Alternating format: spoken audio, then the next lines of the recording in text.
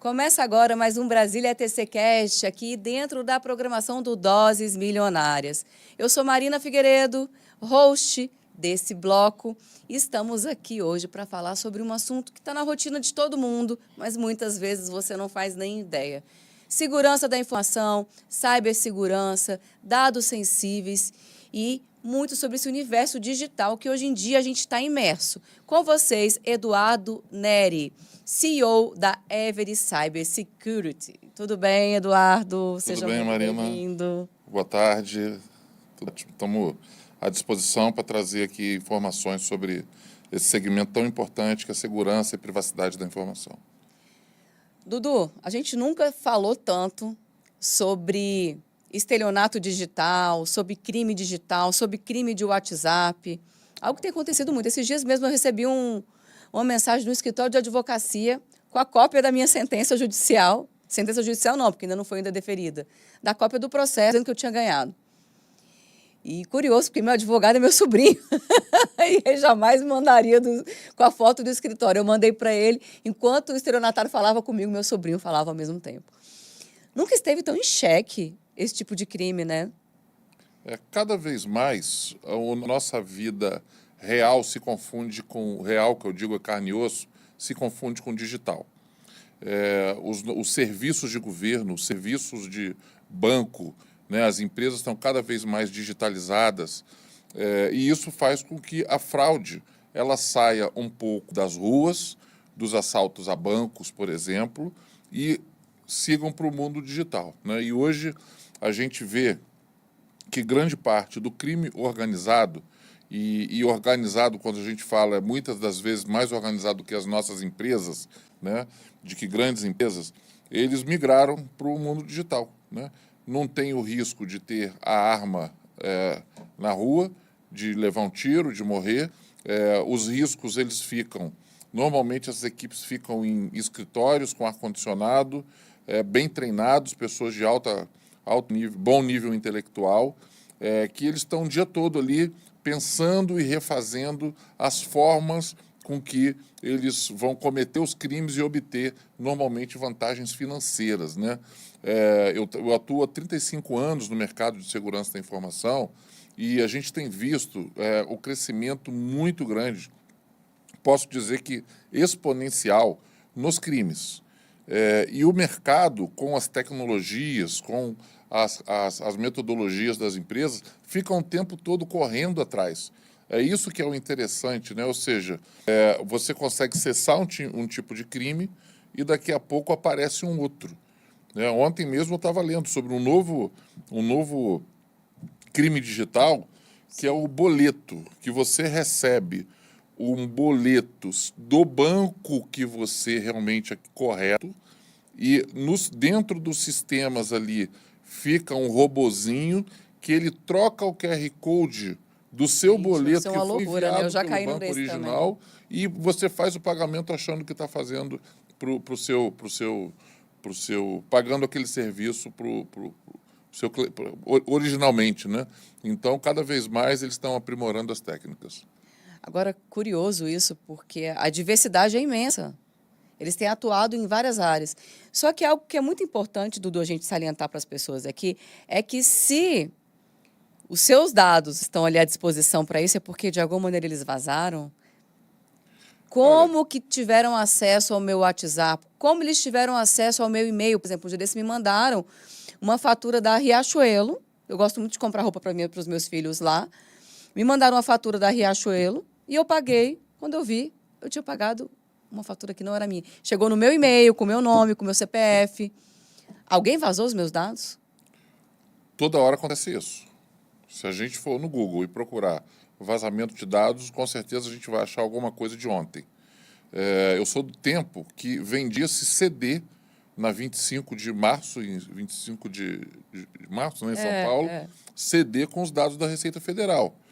Só que hoje a gente tem que estar toda hora acontecendo esse tipo de coisa. Por exemplo, as pessoas vão à farmácia, pedem o CPF, entra para ter um desconto. Alguns estados já estão proibindo que as farmácias peçam o CPF para dar desconto, né? A gente vai numa loja, a gente vai Pega um Uber, né? De vez em quando eu faço um exercício para entender com quantos CPFs e CNPJs eu interajo por dia. Dá 30, 40. Né? Se a gente for começar o nosso dia, onde a gente mora, por exemplo, num condomínio, onde lá tem câmera te filmando. Aí você entra no Uber, por exemplo. Ali você interage com uma pessoa física e uma jurídica ao mesmo tempo. Sim. Aí, se você, qualquer prédio que você vá, tem uma câmera, tem uma portaria ali que vai te identificar. Né? Então, eu, por exemplo, me identifiquei aqui embaixo agora. Meu dado está ali. Eu não sei há quanto tempo vai ficar e o que vão fazer com as minhas informações. E muitas das vezes, nesses sistemas de check-in em locais que a gente, em prédios, enfim, a pessoa da recepção usa um celular dela, pessoal, para tirar uma foto do seu documento. Eu, por exemplo, não deixo. Né? Eu tive várias vezes, várias situações que eu tive que... Eles tiveram que arrumar um outro jeito de eu entrar no ambiente. Então, o vazamento de dados, dizem aí que os dados são o novo petróleo, né? Só que esse petróleo não está bem protegido. Não está. Hoje, a gente pode dizer que é uma Disneylândia para quem está mal intencionado de obter dados e informações de nós, consumidores, nós cidadãos. Né? O underground da internet vende não só os nossos dados, vende a forma com que eu vou fazer a fraude. Então, tem sisteminhas que são vendidos, onde você compra lá por um valor específico, você aperta um botão, o sistema já vai começando a executar a sua fraude. Então, a fraude, né? Então, nós temos que ficar o tempo todo vigilantes em relação aos nossos dados pessoais, e é por isso que existe a Lei Geral de Proteção de Dados Pessoais, que é a LGPD, que é um regulamento brasileiro, mas no mundo todo, hoje mais de 80% dos países, 89% dos países hoje têm um regulamento de privacidade. E é esse o caminho que a gente deve ir para que os nossos dados, os dados do cidadão, sejam preservados. O que me impressiona é que o brasileiro não consegue ver a gravidade do que é você trocar o seu CPF por um balão, você trocar o seu CPF por uma garrafinha de amostra grátis ou por um desconto de 5%. Aqui em Brasília já está em vigor, inclusive, a legislação em que você não pode mais pedir os dados das pessoas antes de fazer uma venda. Você não pode exigir. Você pode até conscientizar que se ela quiser participar de ela dê ou não. Você não pode pedir. Hoje em dia, você chega numa farmácia, eu só quero comprar um remédio para enxaqueca, eu não quero mais nada. Você pode me dar o seu... Não, eu só quero comprar o remédio. Será que tem como? Não tem como. E tem coisa mais grave que isso, que é a biometria. Muitas das vezes, o comércio e outras situações coletam a sua biometria, tanto digital do dedo quanto a facial, para, de alguma forma, te autenticar. Né? Então, vamos voltando. De novo, eu subindo aqui para esse bate-papo, coletaram a minha informação lá embaixo. E tanto está coletada que tiraram a foto e eu entrei pela minha facial. Está guardado. Então, se eles quiserem utilizar, não estou... qualquer situação dessa, se quiserem utilizar a minha facial, por exemplo, para abrir uma conta num banco... Não compraram um carro de 100 mil com o meu rosto? Com você, né? É isso. E eu fui dizer, você sabe como que eu descobri? O banco me ligou para confirmar a compra numa concessionária física. E aí a gente conversando sobre, eu falei, não, eu estou com Covid, eu estou trancada em casa. Aí eles pegaram uma foto e começaram a dizer a cor da blusa que eu estava, em que circunstância que eu tirei aquela foto. E eu descobri que eu estava na parte de fora da minha casa, foi quando eu fui comprar um celular de uma grande telefônica. Ou seja, os meus dados vazaram dessa telefônica. E dali, nesse momento, foi a hora que coletaram a sua biometria facial. Que é mais grave ainda do que só os dados. É mais grave ainda, mas hoje está mais simples para o fraudador, tá? Hoje, uma simples foto que a gente coloca numa rede social, eles conseguem dar vida àquela foto. Consegue fazer você piscar, consegue fazer você mexer, e numa hora de uma autenticação dessa no registro de biometria, dependendo do sistema de biometria que está do outro lado, é possível essa foto virar como se fosse uma realidade. Agora, Dudu, você é CEO da Every, que é uma empresa de cibersegurança. como que é a atuação disso em grande escala? Porque você atende hoje os maiores órgãos nacionais. Queria que você falasse um pouco do seu portfólio e me dissesse como você atua dentro dessas empresas para que haja a segurança da informação e para combater, dentro dessas entidades, crimes como esse. Sim. Inicialmente, é importante sempre fazer um diagnóstico, ou seja, entender qual é a situação daquele ambiente em relação a possíveis vazamentos, crimes digitais, segurança da informação, entre outras coisas. E a partir de um diagnóstico, é possível implementar ferramentas, algumas consultorias específicas, como políticas. Então, hoje, a maioria dos acessos indevidos, eles são feitos com o uso de engenharia social. Ou seja, se as pessoas estão capacitadas, isso diminui muito o percentual de possibilidade de um crime ou de um vazamento, seja o que for. Preciso clicar no link, eu preciso disponibilizar alguma coisa. Se eu me protejo, isso tudo inibe um É a conscientização das pessoas. Isso é muito importante, né? Além de algumas técnicas, de algumas ferramentas, a capacitação das pessoas é primordial, porque é o tempo todo que nós recebemos e-mail com link, uma ligação, né? Eu, por exemplo, como eu falei, eu trabalho há 35 anos nessa área, eu sou naturalmente desconfiado, né?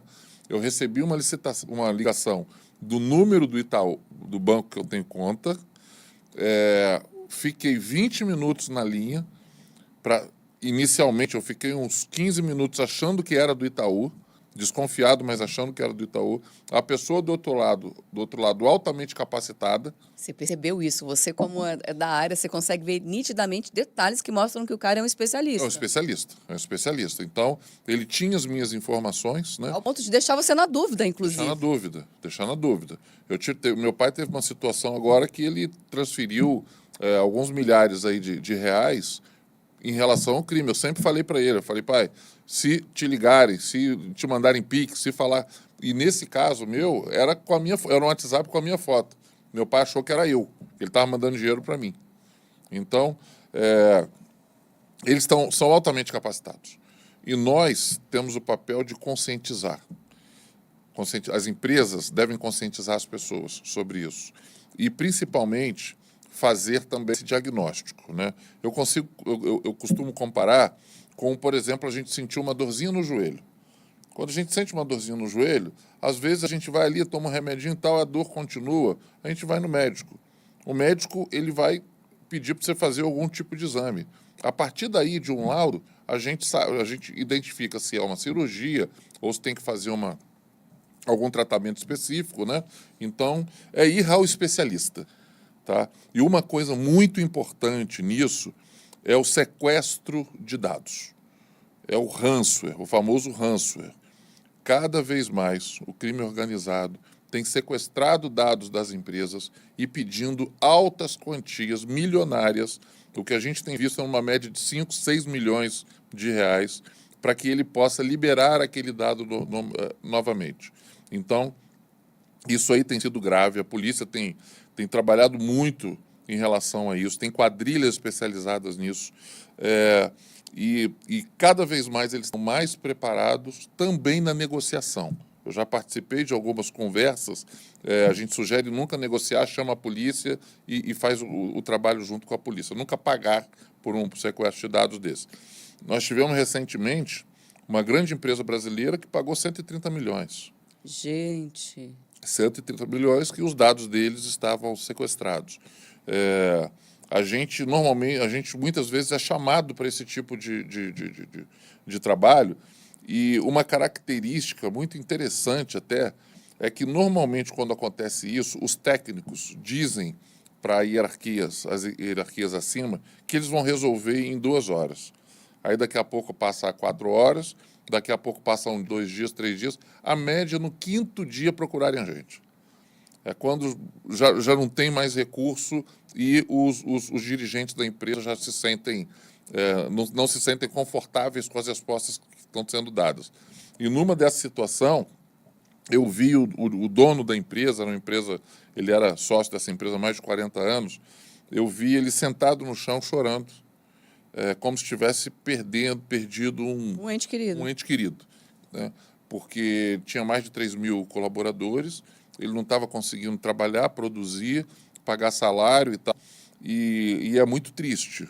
E é um caso muito sério. Exemplifica, Dudu, por exemplo, o que seriam esses dados, para as pessoas entenderem o quão relevante, o quão fundamental esses dados são para o funcionamento da empresa. Ok, uma empresa de call center.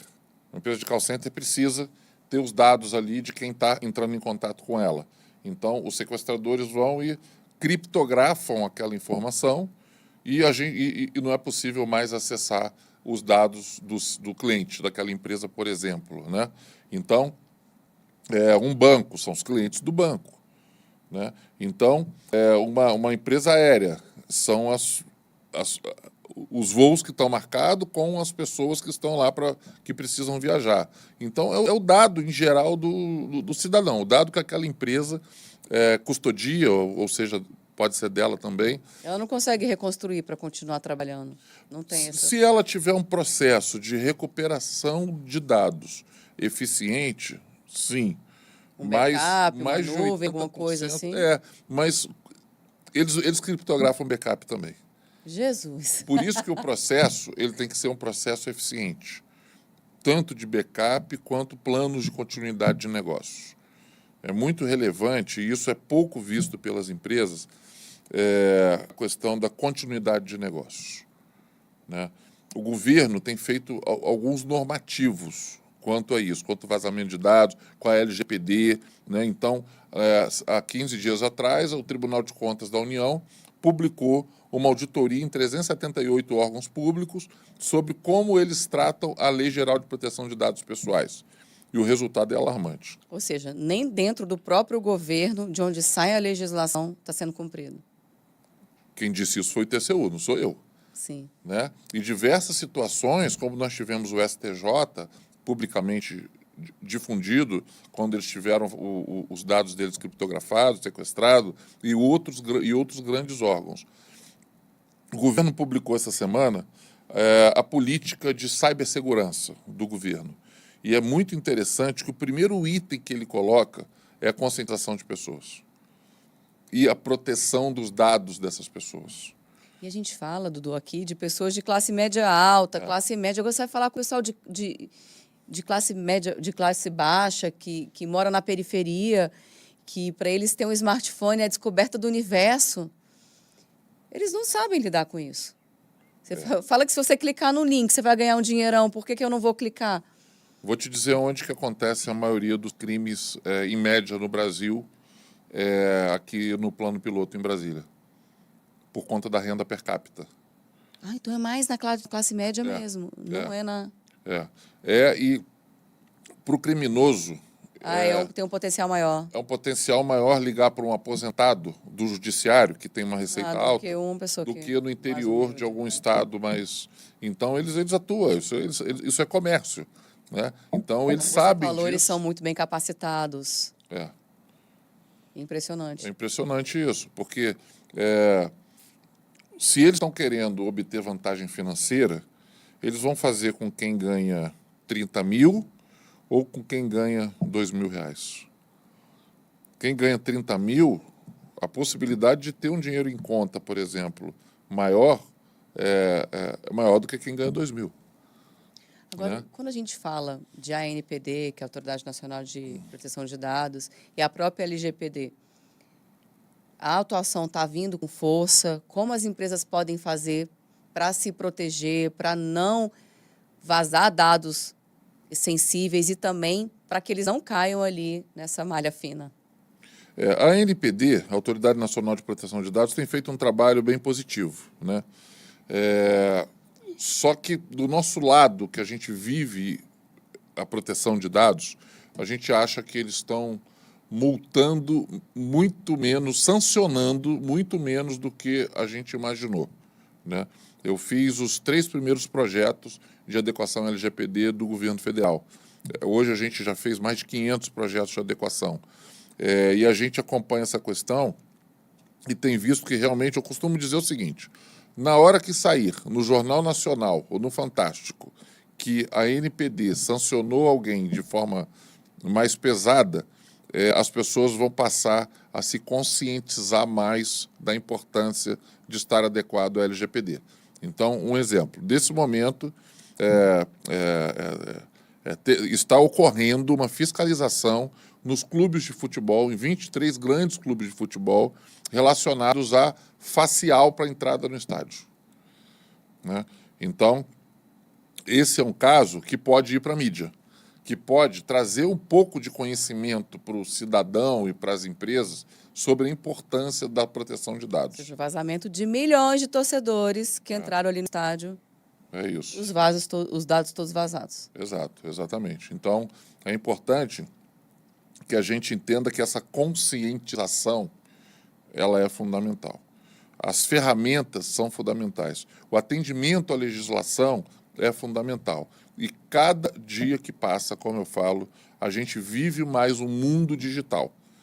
A gente tem uma extensão do corpo hoje, que é o nosso celular. Total. Sem ele a gente fica perdido, né? Muitas das vezes, a gente dá um bom dia no nosso celular para alguém, no WhatsApp, quando a gente acorda, do que quem dormiu a noite toda do nosso lado. Triste, né? Não é isso? Muitas das vezes, a gente dorme mais perto do celular do que quem está na mesma cama.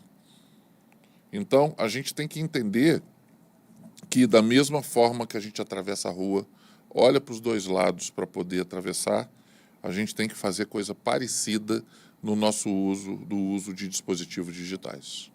Por fim, a gente já está no finalzinho, queria só que você me falasse aqui 5 dicas fundamentais para que você não caia em ciladas falando de smartphone. Ok. Primeira coisa, dupla autenticação no WhatsApp. Isso faz com que grande parte dos crimes eles não aconteçam. Então, é fácil de configurar dupla autenticação, tanto no smartphone quanto em sistemas que a gente usa no nosso dia a dia, né? Uma outra coisa é não cair nesse golpe que você caiu, que foi alguém bater na sua porta para entregar um produto, ou seja, o que for, e pegarem a sua facial. Não pode tirar foto sua. Não aceita. Não. Muito menos em celular de empresa. Na verdade, aquilo ali não é tirar foto. Eles já estão com o sistema do banco online ali. Eles só estão fazendo o seu reconhecimento facial. Né? Alguns casos pode ser foto, mas a maioria já é o sistema do banco ao vivo ali. Entendi. Eles já vão na porta com o sistema do banco para autenticar. Né? Uma outra coisa é usar senhas com caracteres especiais, senha ali de 14 caracteres, não colocar nome de time de futebol, de filho, de data de nascimento, porque hoje tem sisteminhas também que vão testar e, se tiver esses dados, eles vão conseguir autenticar naquele sistema, né? Sim. Uma outra dica é desconfie das ligações telefônicas. A engenharia social está aí.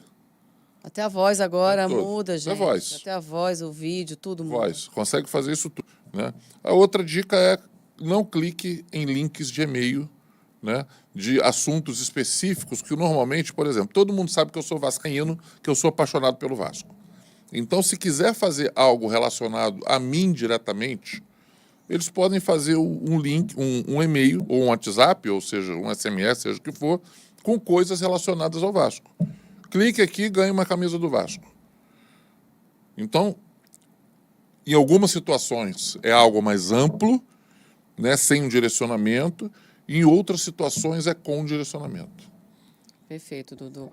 Queria pedir para que você deixasse um recado para a Câmera 4, chamando para seguir suas redes, site e saber um pouquinho mais sobre a Everly, para a gente fechar nosso programa de hoje. Ok.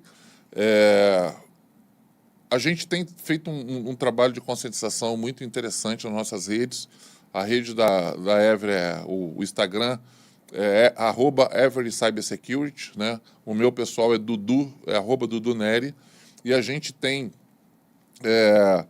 trabalhado muito, tem suado muito a camisa para a gente trazer para o mercado, trazer para os clientes uma proteção de dados efetiva. E recentemente a gente, em alguns projetos no estado do Rio de Janeiro, a gente ajudou o estado a transformar o estado do Rio de Janeiro no estado da privacidade da informação.